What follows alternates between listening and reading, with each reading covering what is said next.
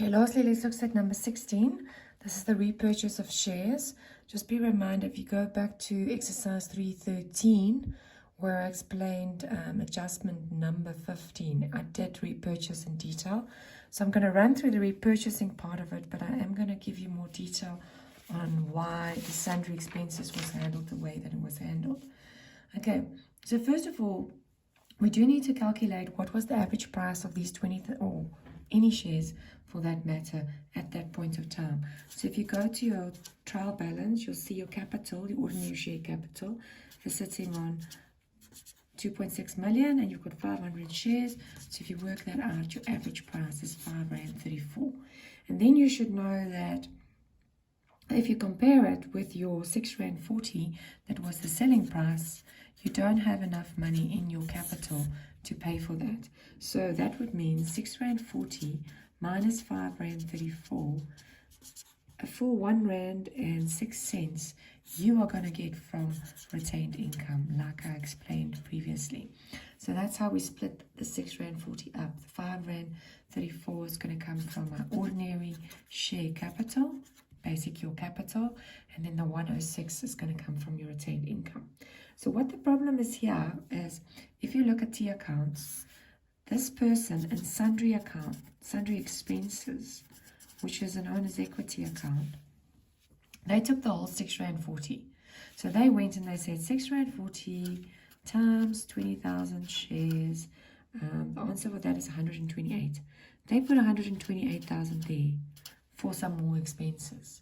Okay, what would you normally have done? What should you have done in this instance? You should have taken the R5.34 out of your ordinary shareholders' capital. So the balance is normally on this side, but you would have taken out.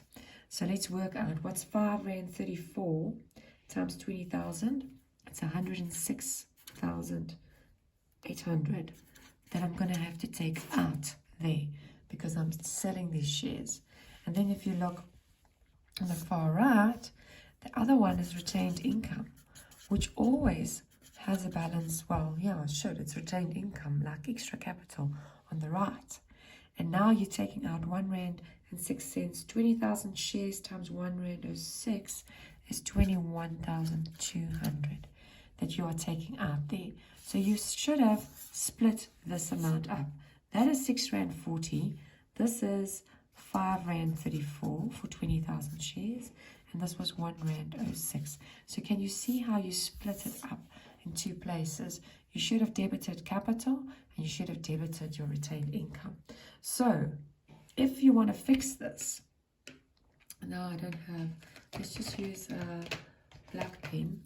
So if you want to fix this 128 you put here on the credit side. Now I'm fixing it. I'm taking it out of my expenses. I'm going to decrease my expenses. And I'm going to debit and debit. 2 debits, 1 credit. That's my double entry. That should give you a good indication of what's going on there. I'm going to show you quickly here. In my sundry expenses, it's showing there 128,000. The R6.40 I'm taking out.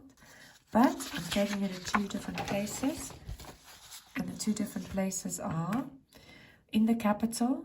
Look what it says. The capital account, I'm taking out the R5.34. And in my retained income, I'm taking out the R1.06. If you struggle with calculating what the average share price is, go back to that exercise as well. It shows it in a bit more detail. But if I add up these 2 amounts, it does give me the 640, 20,000. So it's perfectly balanced. Thank you.